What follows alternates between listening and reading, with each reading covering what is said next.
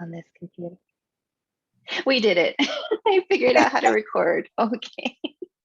Well, welcome. All right. So this is intended to be a 30-minute conversation between me and you. I have some questions that patients submitted, and so we have a list that I want to make sure we're going to answer. But of course, we want to talk about just like the general things about high blood pressure. So I'd like to introduce everybody. Welcome to Tuesdays with Dr. T. I am your podiatrist, and now I'm a podcaster. Hey, look at that.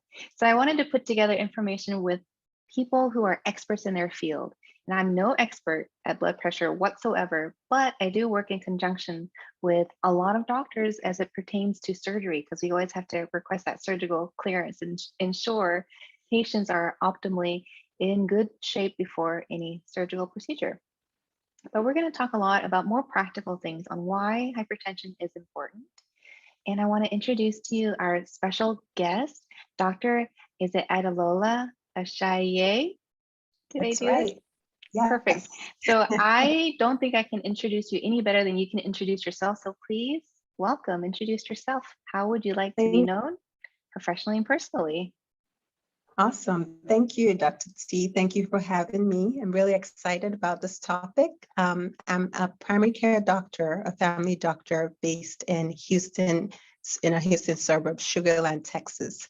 And I'm the CEO of In Touch Primary Care. And I have been a physician for 15 years and married to my wonderful husband. We have 3 little kids, including twin girls and a little boy. So that's a little bit about me. Do your children know that you're a doctor, and do they aspire to that? So they know I'm a doctor. They change their mind every day about what they want to do. That's fair. I think we do too as adults anyway, right? Exactly. All right, let's get right into it. So blood pressure, hypertension is the medical term. Why should anybody care? Like, what is the implications of high blood pressure? What's important about it? Yeah, I think the thing about high blood pressure is it's so sticky, right? So a lot of people, it's so common too. So 47% of adults and maybe even 70% of adults, depending on the definition you use for high blood pressure, have high blood pressure. And because it's one of those conditions that may not cause any symptoms whatsoever, some people will have it and wouldn't know it. So it is estimated that 1 in 3 people that have high blood pressure don't even know that they have it.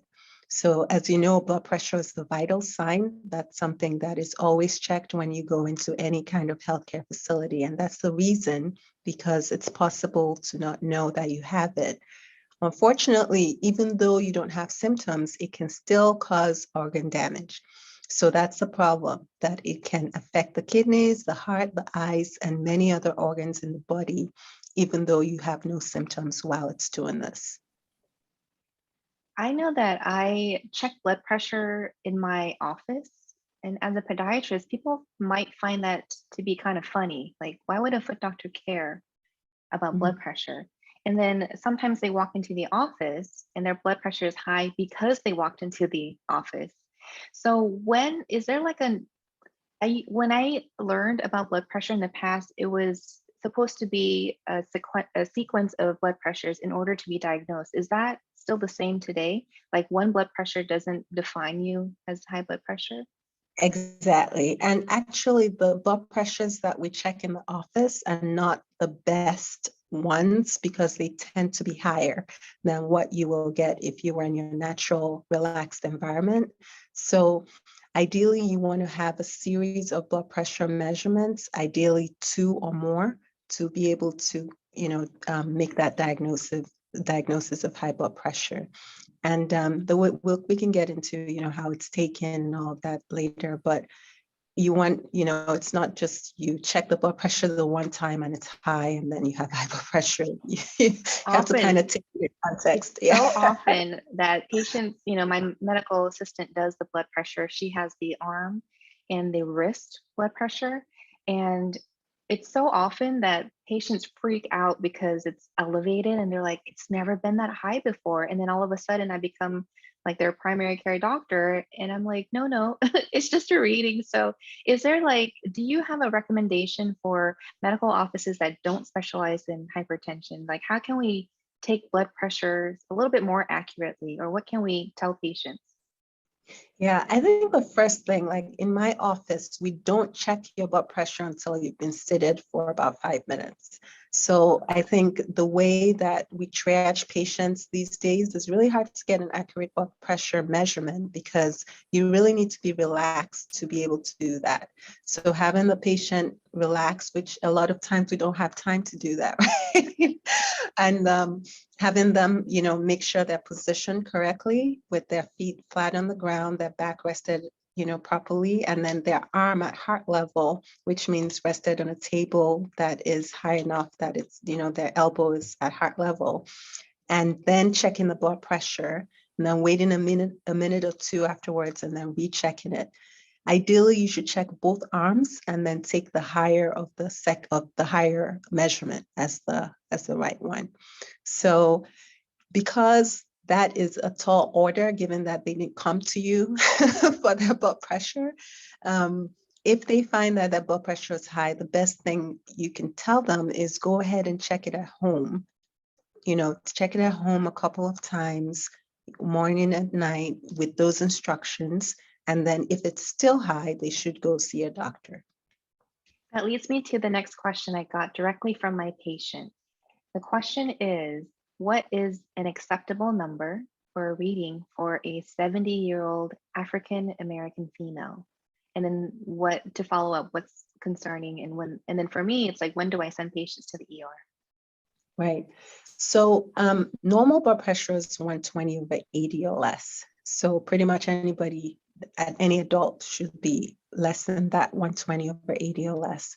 Now, if they already have high blood pressure or they're taking medications for it, we give them a little bit of a leeway. So for a 70-year-old or anybody 65 and older, we'll say your goal will be between 125 to 135 over 90 or less. So now we know you're taking blood pressure medication. We're allowing you to have a little bit of a higher blood pressure than normal. So your goal is a little bit different. Now, if you have risk factors, and there's so many different ones, the goal may vary. So that's why it's not, safely, if you're 120 over 80 or less, then, if you're 120 over 80 or less, then you're probably safe, generally speaking, in terms of, blood pressure measurement. But for everybody else, it depends on their risk factors. Got it. Yeah. So it doesn't, And then there's no, race is always an issue in medical studies and things like that, like certain, I mean, race is kind of a societal creation, right? But there's also a genetic component too. Is there differences in the genetic components who would get high blood pressure versus another, or does the scale change? so be African American race is a potential risk factor for blood pressure being high, but the goal doesn't change. So the blood pressure goal is still 120 over 80. I mean, the normal blood pressure is still 120 over 80 or less. So, but in terms of the goal doesn't really differ with race, it just differs more with actual, kidney conditions, heart conditions, history of strokes, things like that.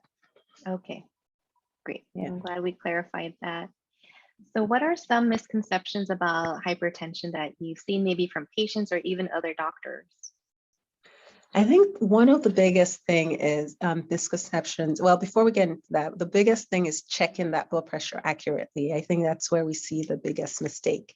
A lot of people will use the wrong size cuff.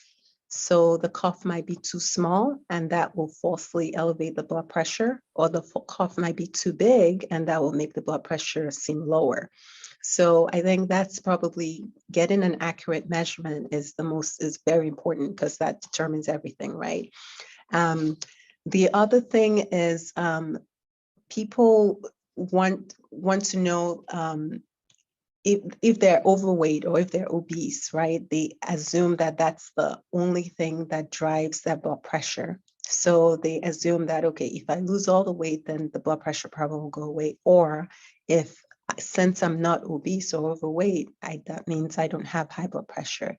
But a lot of normal weight people still can have high blood pressure too.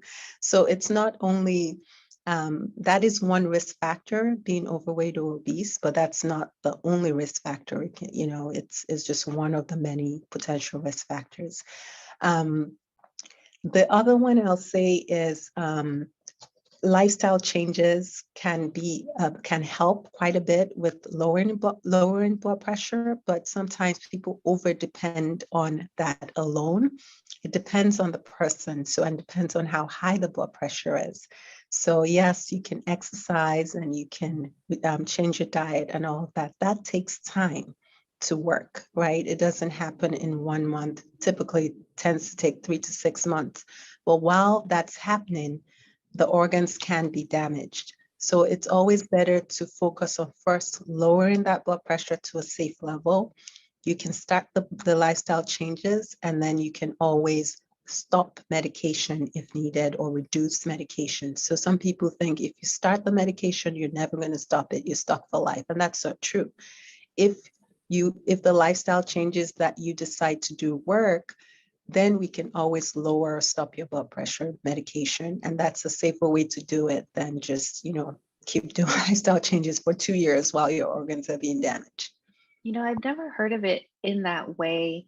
Traditional Western medicine, it's always advocated to do medications predominantly. Maybe because we don't trust ourselves to have habitual changes. I don't know what it is, but we do know there is kind of a push to medication over lifestyle. But I think more and more now with the internet and all of the resources online, and now we know what happens at the end stage of disease, we as doctors are pushing more towards lifestyle changes. So what you're saying is you do a combination of both but you Exactly. still need to at least protect the organs with medication and then pursue life changes. Is that right? Yeah.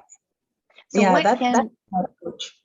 that sounds good? Okay, I just wanted to, because sometimes I hear it all the time. I don't know if you do, but people think like we get paid to prescribe, and it's Right. like, well, shoot, why do I still have medical debt, right? Like, why do I still have debt from school? Like, clearly it's not enough. Maybe I need to keep pushing. No, that's not true. I've not received a single penny for any medication that I've prescribed.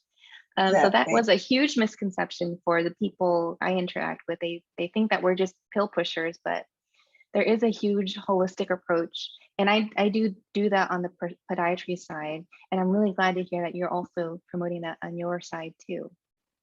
Yes. So if I feel like medication, there is such a political drive in prescribing medication in the way of cost. It can be very expensive, right? Because it comes from the company, and then there's like a bunch of middle people in between, the pharmacy that dispenses it, and insurance regulation and things like that. Do you have a resource for people in accessing lifelong medications for more economical cost? Yes, so I tend to try to find the lowest, wherever they can find it for the lowest price, I try to go. And the thing about blood pressure medicine is because many of them have been around for a long time, there are several pharmacies that will give you a 30-day supply for $4 or less, and a 90-day supply for $10 or less. So you can really get blood pressure medication at affordable prices. A lot of them are pretty affordable.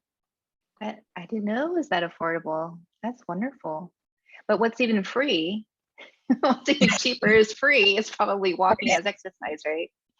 And I, Yes, I don't I don't think people really like put the two and two together. They think medication's expensive, but you're like, if you don't have it, you have sickness, and that is even more costly.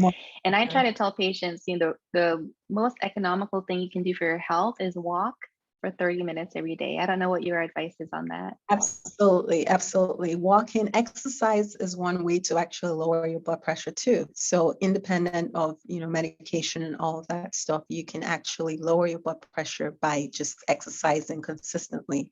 So yes, I definitely highly recommend increasing your activity for overall health. It's really, really a powerful way to do that. Next question. By the way, I really love your answers. They're all like really clear. I understand it. um, who is likely to develop hypertension and why? Okay, so the way I think about it and the way I explain it to patients is there are two types of risk factors. The first risk factor you don't really have much control over. So that's things like genetics, your age, and your race, right? So it's whatever you came with, that's what you have. And then family history too, you don't have much control over. Now, those ones, we just know that and we work with that. Then there are other risk factors that you do have some control over, like obesity, unhealthy eating, excessive sodium intake, excessive alcohol, and then physical activity. So those things, there are more things on that list that you can change, right? So that's how I mention it to them. So for the things that we can do something about, we try to work on those things as much as possible. And then the things you can't do anything about, is good to know what they are, especially family history. So a lot of people are not aware of what their family history is.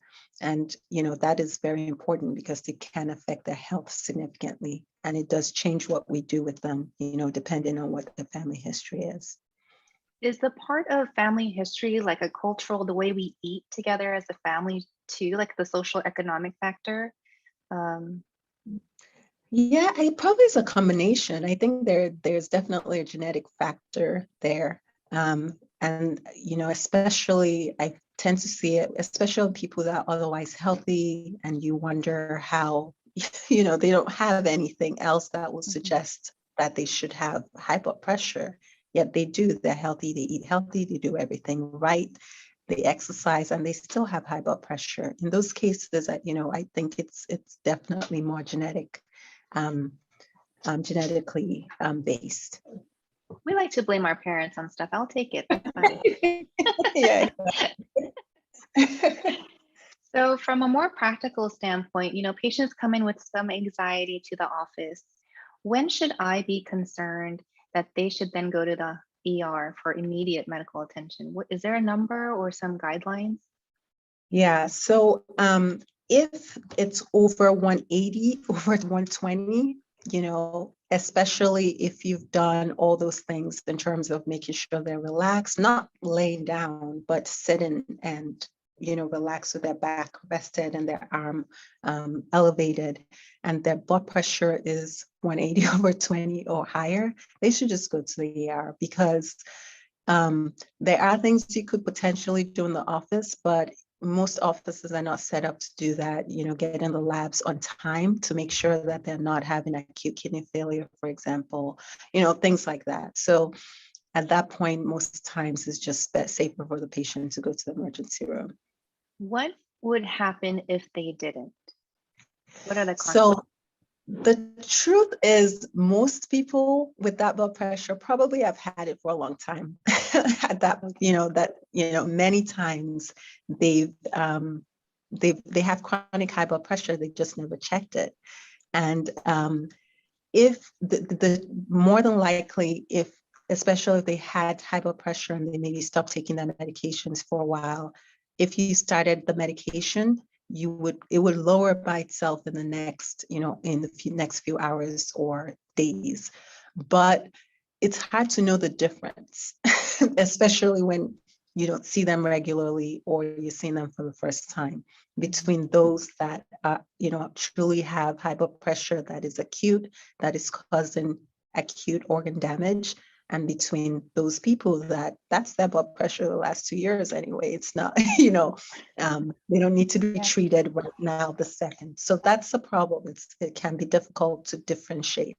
So if they don't go to the emergency room and they happen to be one of those people that have acute are in hypertensive crisis, then they're going to be putting a lot of strain on their heart, and can, which can lead to heart failure. They can be putting a lot of strain on their kidneys, which can lead to kidney failure. They can be putting a lot of strain on their eyes, which can cause, retinopathy and things like that. So it's just in the moment, it's hard to tell for sure where that patient belongs, what category they belong. Got it. So if I ask my patients to go to the ER, don't be mad at me. I'm just the messenger. I want to have you well protected, okay? Let's just make it clear. I'm not torturing you by waiting in the ER. Right. So I imagine you work with a lot of surgeons like myself who request medical clearance or have a risk stratification. What's your opinion about that process? Like, do you call it medical clearance, like they're safe for surgery? Or do you have like a checklist or stratification, like the risk is low? Like that stuff confuses me and it will persist to confuse me because like I'm not really the one asking. It's really anesthesia and it's always anesthesia's fault. I love you all, but really. So can you clarify some of that for me? Sure, sure. So I call it a pre-op evaluation, right? So I usually never say that they are cleared. I just say that they're either low risk, medium risk, or high risk based on, where they fall, their risk factors and the tests that we've done. I do think it's an important process though. I mean, at least it gets people in to get evaluated, and prior to surgery, it's just better to be safe than sorry, right? Rarely do you find anything significant, but when you do, it can be quite significant. So I think it's a process. It's worth it, to prevent maybe I don't know what the statistics are, but to prevent, even if it's one person, I think it's worth bringing people in to get them evaluated. Okay, so you call it a preoperative evaluation. I like that much better because it's almost like when I write it as medical clearance, it's like I'm asking permission, but it's like I'm gonna do it anyway. I don't know. Unless you call me and you're like, not a good idea, which then we have a conversation. So I really Right. appreciate that output. What am I saying? I think it's lunchtime is what I'm saying. Anyway, I appreciate you. Thank you. I'm curious because you also do family medicine, right? That's Do you treat feet in any capacity? So the most common thing I find, plantar fasciitis, I guess it must be, I probably is maybe one of the most common foot conditions, I'm guessing, because I see it quite a bit. Like that's probably the most common foot condition I manage. Um, Other than that, like a lot of things tend to, I guess we do the microfilament testing for all our diabetic patients, right? But Mhm. if they do have any neuropathy or just in general, I prefer that they see a podiatrist just to be able to get a thorough evaluation because that's a big one, right? Yeah. But I would say that the most common foot condition is plantar fasciitis, the one I see anyway. Do you do injections or prescribe prednisone or anything like that for it? No, no. So if it is at that level, then I would refer if it's Okay. severe that they do need. So most of what I'll do is make sure they're using a night splint, um, the exercises, that sort of thing. So if it comes to where they need more intense therapy, then I would be referring them at that point. So exercise. I think that protocol in itself resolves like 80% of heel pain that I see as well. So it's nice to have another pair of eyes that kind of says the same thing. Because sometimes people like they want to hear different things. Like there's a special circumstance, but most of the time it's like classic run of the mill plantar fasciitis because you have terrible shoes. I don't know how else to say Yeah, it. what it is So it's exactly. good. It's a wonderful partnership to see that. Um, is there anything you'd like to know about podiatry since you got me here? Sure, sure. So I think one of the things that I'm big on is prevention. So how do people protect their feet? Like, what would you say is the biggest benefit? Like, what can they do to actually protect their feet? Yeah, protecting your feet, feet are the furthest part from your body, so it gets the least amount of attention. And most people that I end up seeing who could have benefited from preventive foot care, they have advanced diabetes, circulation problems, neuropathy. So the best thing I think that anyone can do before we get to that stage is just being aware. So prevention is awareness, knowing where your feet are, what they look like, if there are moles or unusual skin lesions or calluses, have that evaluated professionally rather than self-treating. So I always tell my Mhm. patients, just because it's available to buy at the store doesn't make it safe. So often people are buying like medicated corn pads, thinking they're treating a corn or a wart when it's not that. And then they end up damaging their skin, and then they're self-treating, and then they're doing all these things that end up making their condition much worse when it could have just been one visit to solve that one problem.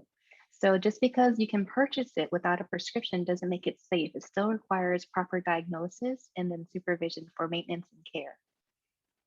Yeah, I agree. That makes a lot of sense. I could see that happening. It happens a lot. Yeah. Another question I have, what should people be looking for when they're buying shoes?